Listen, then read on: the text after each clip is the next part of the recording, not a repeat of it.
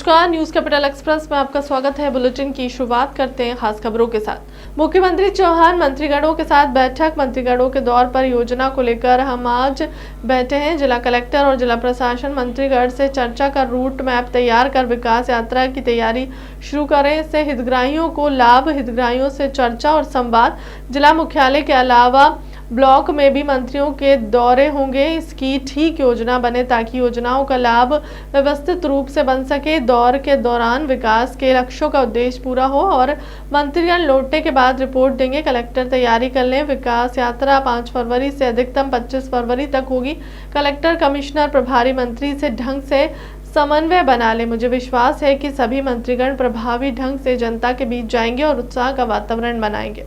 बड़ी संख्या में छात्र छात्राओं ने की सहभागिता। बुरहानपुर में खेलो इंडिया यूथ गेम्स अंतर्गत टॉर्च रैली का आयोजन मंगलवार को किया गया। जिले में टॉर्च रैली का स्वागत और शुभारंभ जिला कलेक्टर भव्या मित्तल और जिला पुलिस अधीक्षक राहुल कुमार लोढ़ा द्वारा किया गया। आपको जानकारी दे दें कि खेलो इंडिया यूथ गेम्स अंतर्गत दिनांक 30 जनवरी से 11 फरवरी तक कुल 27 खेलों का आयोजन प्रदेश के विभिन्न जिलों में किया जाना है। इसी कड़ी में मंगलवार को खेलो इंडिया यूथ गेम्स मशाल विभिन्न जिलों से होते हुए बुरहानपुर पहुंची। रैली के शुभारंभ अवसर पर जिला पंचायत मुख्य कार्यपालन अधिकारी अभिषेक दुबे, अपर कलेक्टर शैलेंद्र सिंह सोलंकी, अतिरिक्त पुलिस अधीक्षक कनेश, जिला शिक्षा अधिकारी और युवा कल्याण विभाग के अधिकारी और कर्मचारी गण उपस्थित रहे। रैली, जिसको हम टार्च रैली के रूप में जानते हैं, ये यहाँ पर अन्य जिलों से होते हुए हमारे जिले में खंडवा भी सुबह खंडवा जिले में थी और इसके बाद अब हमारे बुरहानपुर जिले में उसका प्रवेश हो रहा है। यहाँ पर हम उसका बहुत जोरदार स्वागत करेंगे। माननीय कलेक्टर साहब, एसपी साहब, अपर collector sir, additional SP sir, CO sir, जिला पंचायत सहित मंच पर उपस्थित सभी सम्माननीय के द्वारा धन्यवाद। खेलो India youth games 2022 torch rally, जो आप जानते हैं कि मध्य प्रदेश के विभिन्न जिलों से होते हुए पति जी वो टॉर्च यहाँ पर जब पहुंचेगी तो माननीय हमारे कलेक्टर साहब, एसपी साहब और हमारे उपस्थित अपर कलेक्टर सर, सीओ साहब, एडिशनल एसपी सर, इनके द्वारा उस टॉर्च रैली में जो टॉर्च आया है उसका स्वागत किया जाएगा। और जिस समय स्वागत हो रहा होगा हम तालियां अपनी लगातार बजाते रहेंगे। इसके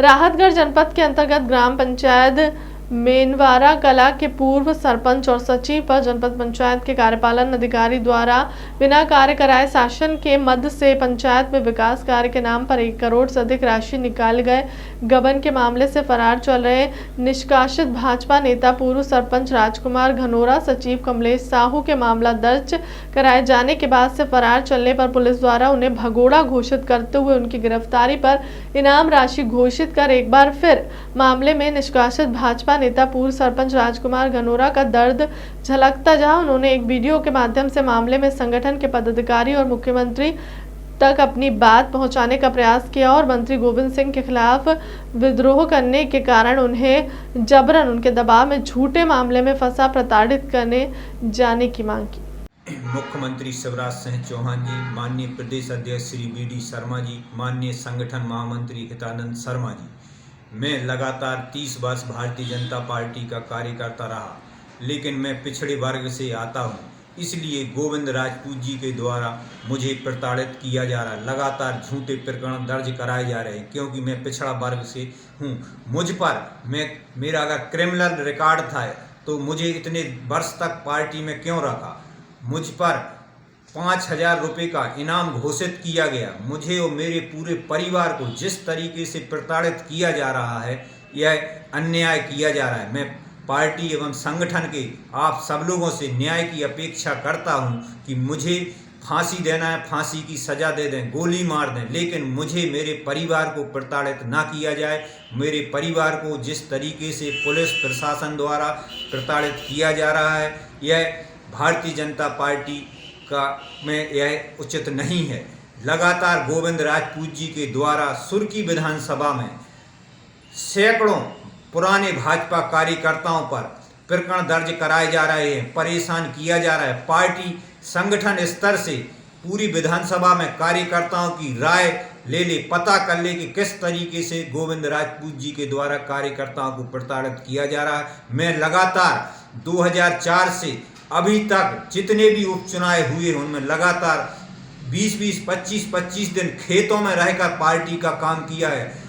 कोरोना काल में भी 25 दिन दमोह उपचुनाव में मैंने कार्य किया है पार्टी का, और उस जिस सेक्टर में मैंने किया उसे 1000 की लीड मिली थी। 13 पोलिंगों में से 9 पोलिंगें जीती थी। हितानंद शर्मा जी के साथ मैंने उस सेक्टर में काम किया है। गोविंद राजपूत जी एक दिन के लिए गए थे और वहां से कोरोना का बहाना लेकर एडमिट हो गए थे।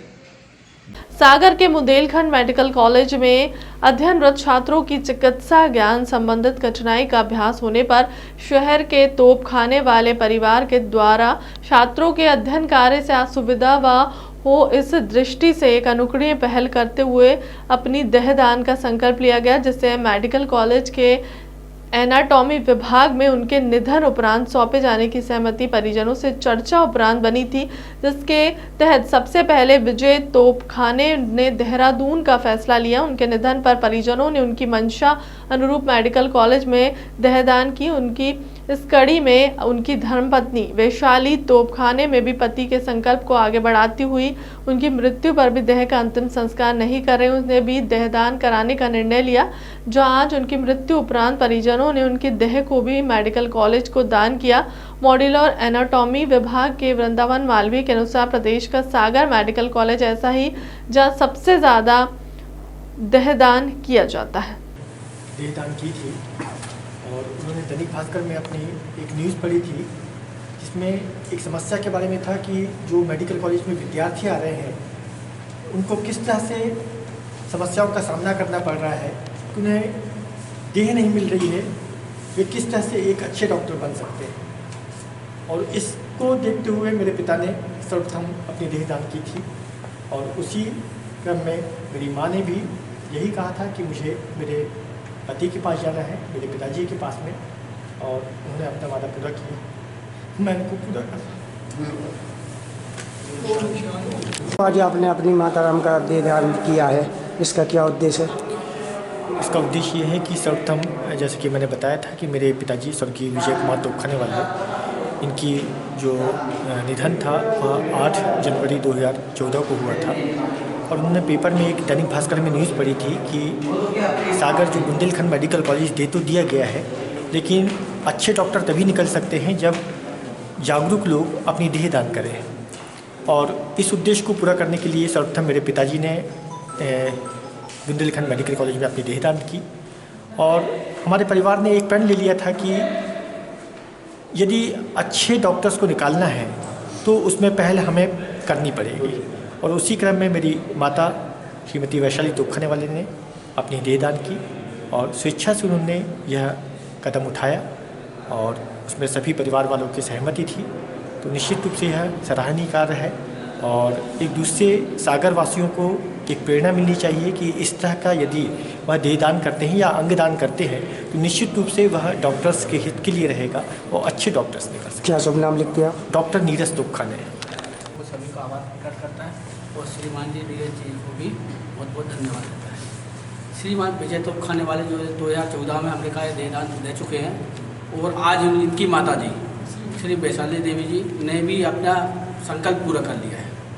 और विगत 2009 से हमने मेडिकल कॉलेज के लिए सागर के जो शिक्षित लोग हैं वो मेडिकल कॉलेज को देहदान देते चले आ रहे हैं और बुंदेलखंड मेडिकल कॉलेज ऐसे लोगों का बहुत बहुत आभार प्रकट करते हैं। धन्यवाद। दादाजी कुछ लोग आए हैं मेडिकल कॉलेज में देहदान के लिए, इनको कैसे प्रेरणा मिली?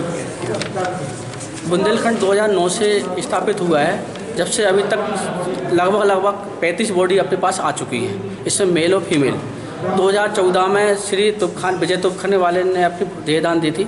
उनके पुत्र आज नीरज जी उनकी मां को लेके आए हैं, वैष्णव श्रीमती को लेके आए और बुंदेलखंड मेडिकल कॉलेज के लिए सबसे बड़ी सौभाग्य की बात है कि यहाँ पर दान करने वाले काफ़ी लोग हैं। बहुत कई मेडिकल कॉलेज ऐसे हैं, मैं भी रहा हूँ, भोपाल में रहा हूँ, बहुत सी जगह कॉलेज रहा हूँ, तो देहदान आती नहीं है। कुछ डमी से करते हैं, कुछ कहीं से लावारिस लाते हैं, मगर नहीं, मेडिकल कॉलेज में ऐसी क्या पता क्या चीज़ है कि जो कि मेडिकल कॉलेज को लोग अच्छी प्रोत्साहन कर रहे हैं और शिक्षित लोग आ रहे हैं। तो मेडिकल कॉलेज के लिए बहुत सौभाग्य की बात है कि मेरे इस टाइप के योगदान हो रहा है। ये कितनी बेनिफिट देती है जो कि ट्रेनिंग छात्र रहते हैं उनके? देखिए, यहाँ पे 125 छात्र आते हैं। फर्स्ट ईयर में एनाटॉमी पढ़ाई जाती है। एनाटॉमी का मतलब होता है शरीर रचना विज्ञान। जब तक शरीर नहीं होगा आप कोई डॉक्टर नहीं बन सकते हैं। तो जब ये प्रोसेस तो होते हैं, सभी लोग डॉक्टर बनते हैं, तो शरीर का होना ज़रूरी है। तो शरीर से ही फिर आगे जाके एनाटॉमी पढ़ाने के बाद ही अच्छे डॉक्टर बनते हैं। अभी बीते दिनों कुछ कैंप भी लगे थे, तो कुछ संकल्प करवाए गए हैं?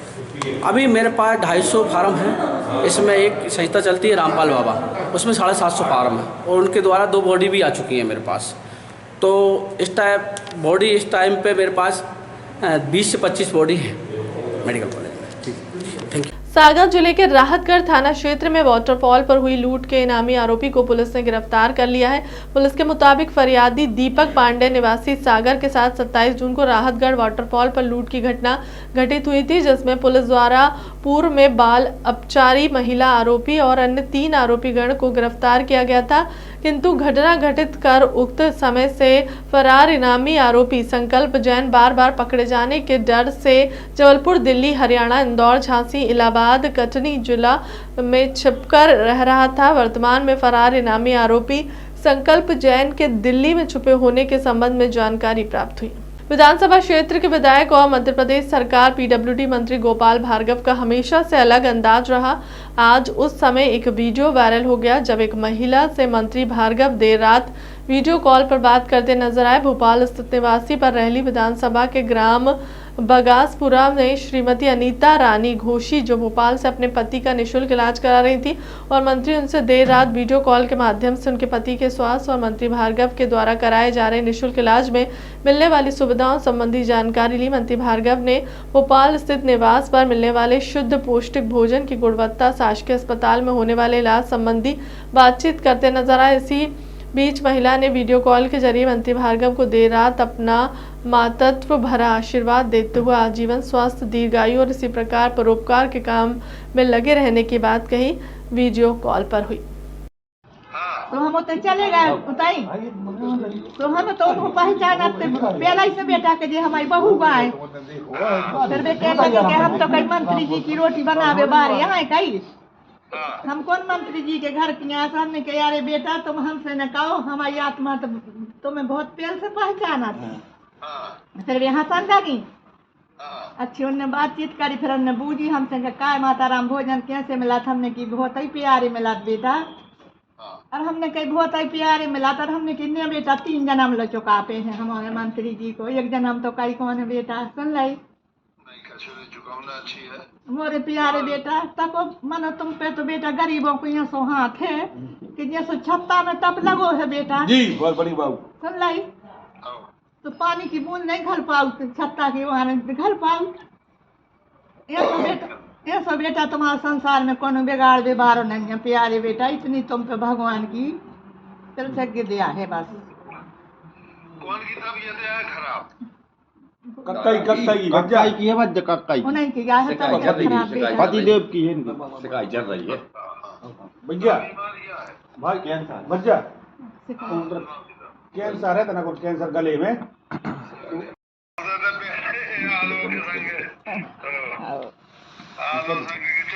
भोजन हो रहा बेटा हमारे, हमें खुशी धन्य भोजन कर रहा है बेटा। हम आशीष बात कौन हाथ के दे दे में तुम्हें? अरे चलो हमारी बाइक नहीं है तो तुम्हें दे दिया। अरे ए बेटा बेटा हमें तो ये सो लग रहा है कि तुम्हें हृदय में बैठा ले और तो ठीक है, तुम्हारा हम कैसे चुका पाए हैं बेटा वजन हमें हमारे बेटा बस बेटा हमें तो प्यारे बेटा ऐसा लग रहा है हृदय में बैठा ले। तुम्हारी ये फोटो टंगी दिखा रही हैं तो हमें ऐसा लगा था कि हम का कर ले में भगवान हम हृदय में कैसे लगा दे में इन्हों भगवान तुम्हारे पाँव पर है प्यारे बेटा। सारी जिंदगी हमारी दुआ रहे है तुम पे लाई मोरा बेटा।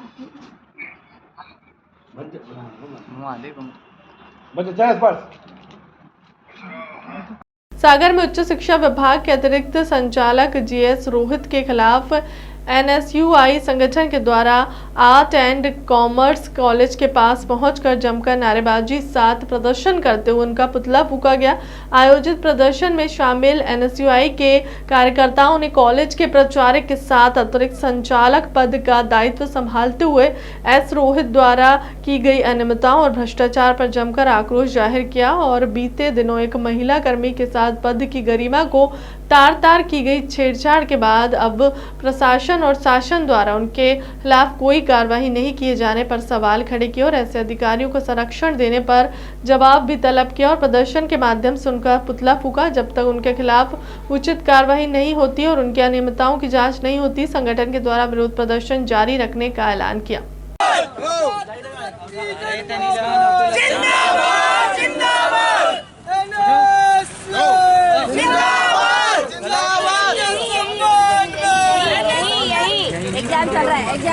एग्जाम खत्म हो गया ना, एग्जाम चल रहा है। प्रेमाइसेस के पास 500 मीटर का नियम है, हम लोग फिर भी यही कर लो। सागर के केंद्रीय विश्वविद्यालय में आज शिक्षा शास्त्र विभाग के अंतर्गत बीएड और बीएससी बीएड इंटीग्रेट कोर्स करने वाले छात्रों के द्वारा केंद्रीय भर्ती में विश्वविद्यालय के कोर्स को मान्यता नहीं दिए जाने के विरोध में एक रैली निकालते हुए जमकर मैन ऑफिस पहुंच विश्वविद्यालय प्रशासन के खिलाफ नारेबाजी की गई और विश्वविद्यालय प्रशासन की लापरवाही के कारण सैकड़ों छात्रों का भविष्य दांव पर लगे होने पर अपना आक्रोश जाहिर करते हुए विश्वविद्यालय प्रशासन से मामले में जल्द कोई ठोस कदम उठा उनका भविष्य सुरक्षित रहे, इनकी आवाज मुखर की गई। आयोजित प्रदर्शन में बड़ी संख्या से कोर्स करने वाले छात्र छात्राएं शामिल हुए और मुख्य कार्यालय के समक्ष सड़क पर बैठ धरना धरते हुए उन्होंने विश्वविद्यालय प्रशासन के खिलाफ नारेबाजी करते हुए छात्र विरोधी रवैया पर अपना आक्रोश जाहिर किया।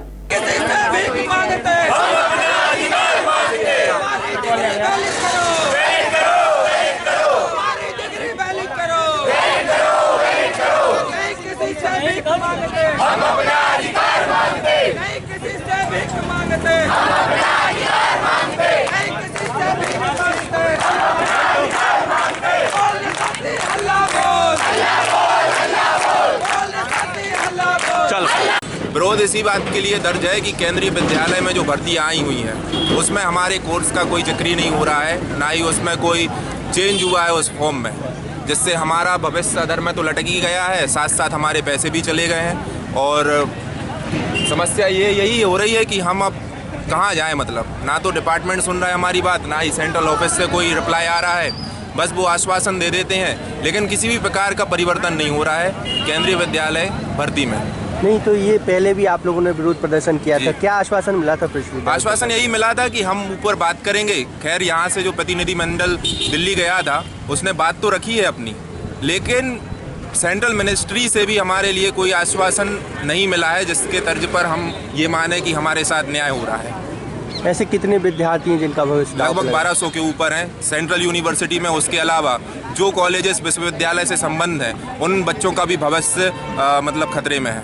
ये कौन सा कोर्स है जिसको मान्यता नहीं है? ये बीए बीएड और बीएससी बीएड 4 साल का एकीकृत पाठ्यक्रम होता है जो हमारे यहाँ सबसे पहले स्टार्ट हुआ था, लेकिन ये एक प्रकार से बच्चों के साथ और हमारे साथ धोखा हुआ है।